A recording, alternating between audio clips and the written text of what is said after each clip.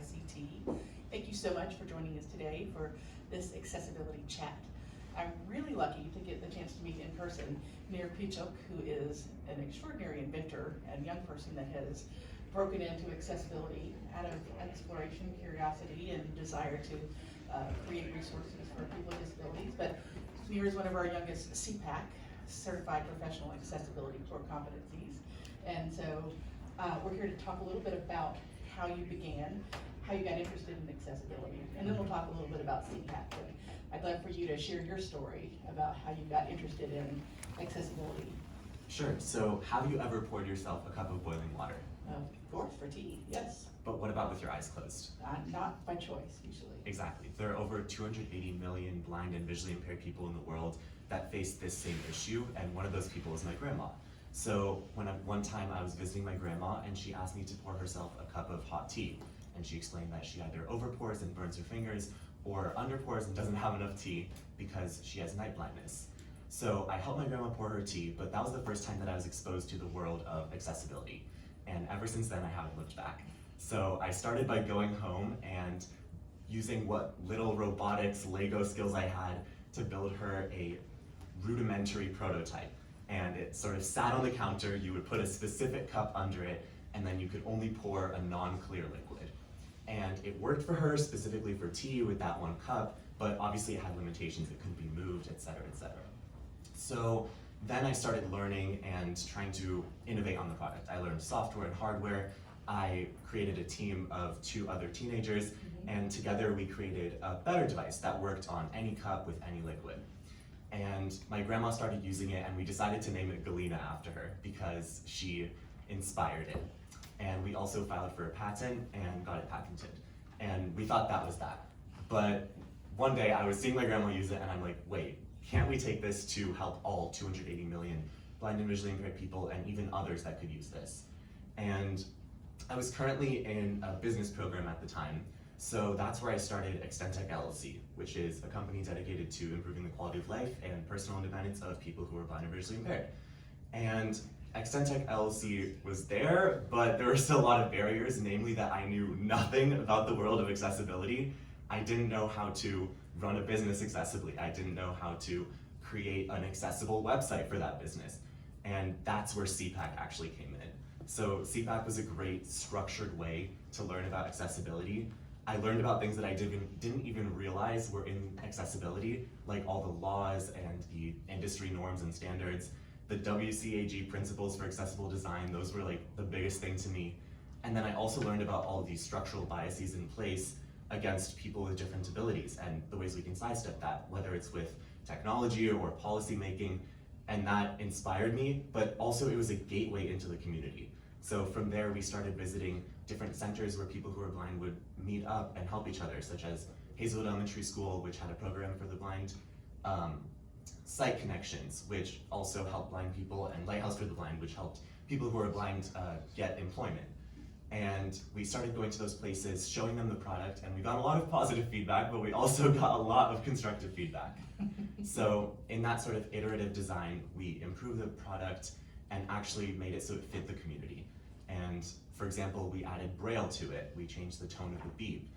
We changed the color of the product so it would stand out more against a countertop. And we also got a lot of positive feedback. So one girl from Hazelwood Elementary School said that she wasn't able to pour herself hot liquids before, and this device enabled her to, and she wanted to use it forever. So it was really heartwarming to see how you can innovate with technology and see the real impacts of that.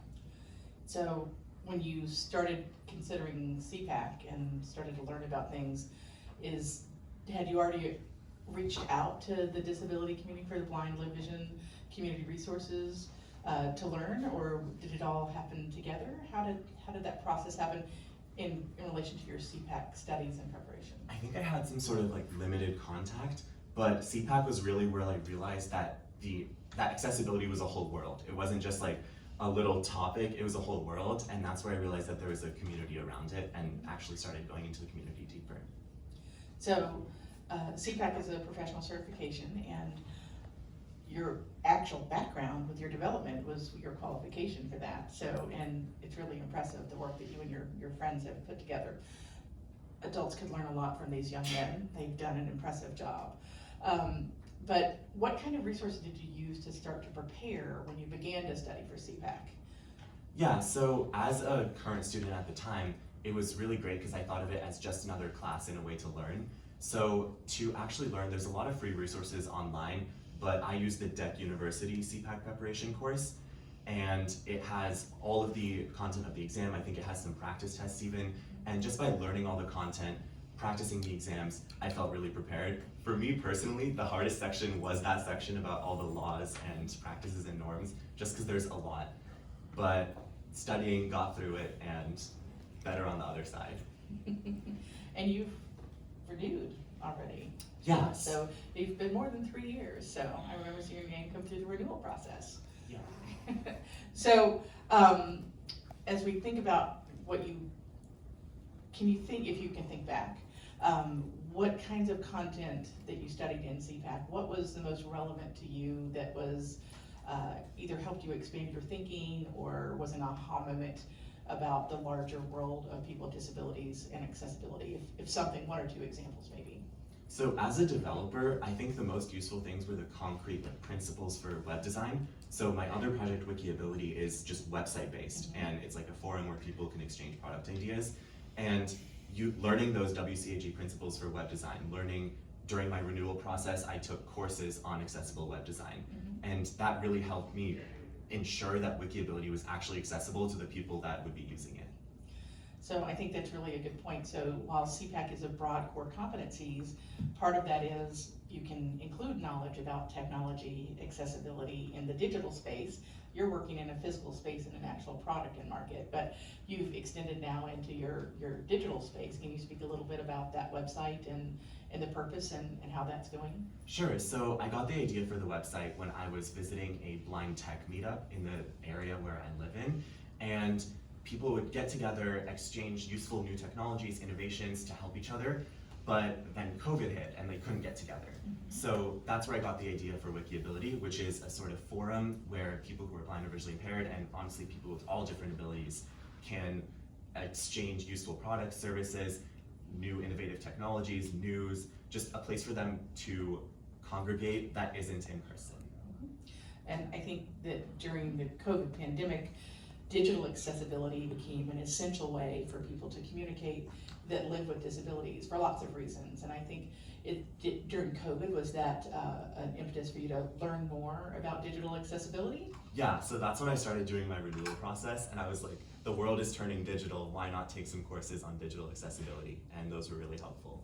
And as you learned about digital accessibility, what were your, when you started doing usability testing to test things, what were your surprises when you learned about not using your eyes to access the digital world? So a big thing for me was like alternate text, because I've heard of it, I've put it in for things, but I never really realized how much emphasis is placed on images rather than text until I started doing that usability testing. So putting alt text in everything is super important. I know it's really important to everybody who uses alt text and relies on that for that text equivalence. So, and as you built out, how has your engagement, how have you found people? Do they organically come to the Wiki Forum, or are you reaching out? What kind of growth and engagement have you found with that? So it started by just sharing it with the people who are blind and visually impaired that I already knew from the meetup, from the centers that I visited. And since then it's grown pretty organically. We now have like over 400 users, so that's awesome. And the way it works, you can just add more and more posts. So naturally the amount of posts is gonna compound over time. Yeah. And yeah. So you'll hear people refer to people in younger generations as digital natives. So since you've grown up in the digital world, what are your thoughts now about the rest of the world that's not yet accessible? Yeah, so I like to call myself a techno-optimist. I think that technology is or at least the chief solution for accessibility, and for the world that isn't currently technologified, I think we should, it's important that we move towards technology. So you're now in your second 3-year period for your CPACC, and you're obviously still growing and pursuing your own, you've got your own innovative work that you've done in your entrepreneurship. How do you most want what you've learned in CPACC and then what you're learning in maintaining your certification? What do you envision will be what you bring forward from that process to help you in your endeavors, whether that's in policy or new innovations or just in the work that you see ahead of you in the next few years? So I'm interested in computer science, so I'm probably going to study computer science in college, and I think that going forward with accessibility as a whole, especially assistive technology, the future is AI. And not only the ways that AI can add intelligence to assistive technologies, such as like being the eyes for people that can't see with their own eyes and being the ears for people that can't hear, but also streamlining the development process for assistive technology. So by making it so that it's easier to develop assistive technology, the barrier is lowered, more is developed, and accessibility becomes easier for everyone. And I recently forayed into this with my project Sock Match, which is an app that uses computer vision to help blind people match socks. And I used the Apple environment and Create ML, and it was just so streamlined to create the app that it's like clear to me that AI is the future of not only assistive technologies uses, but also their development. And this is probably one of the biggest fields right now is mobile app development, native mobile app development. We have a workshop happening across the halls and folks, so we'll make sure we can connect you with that because it'll be really interesting for you. What other kind of things that would you most like to share with people that might be curious about what CPACC brings? Now, you came into this wanting to learn and bring more, but when you think about the scope of CPACC, what are your thoughts about what you learned? You came in looking for a solution for Galena, for her tea, but what areas about disability or accessibility were a surprise to you that you hadn't yet considered? So definitely those like laws, standards and norms. And if I wasn't as interested in computer science, my second biggest interest is definitely in policy making. And like I do debate in high school. I love policy making, and I think that the policy behind accessibility is definitely also important going forward, especially because that works together with technology, because policy has to enable technology. And the people behind it. So we'll be really excited to have young people who are well-informed, educated, who understand that. Because oftentimes disability policy is a bit of a struggle to get pushed through. So we're working on that. And stateside, we have a lot of laws and actions that are getting ready to go. So our legislators are looking for support of that at home too. So that's awesome. Is there anything else that you would like to share with us? I just, for anybody who's watching, I have thoroughly been pleased to have the chance to meet Nir and for him to join us today. But is there anything else you'd like to share? We have a minute or two left about your thoughts or excitement or how this is going to, how you imagine, when you look back in 10 years, will you see this, how you became part of the accessibility professional community? Do you think that'll be something that stays with you long term? Yeah, I think if I had one thing to impart on everyone, it would be to also become a techno-optimist because technology will be our future. We should embrace it. We should use it to the best of its ability, whether it's in assistive technology, development, and policy making to enable it. And yeah, just embrace technology. Well, Nir, I can't thank you enough for coming. It's such a treat to meet you. Thank you. It's such a pleasure to have you join us. So again, thank you everybody for joining us for our accessibility chat today. And Nir, would you like to share the URL for both the wiki and for your product services so that people can look that up?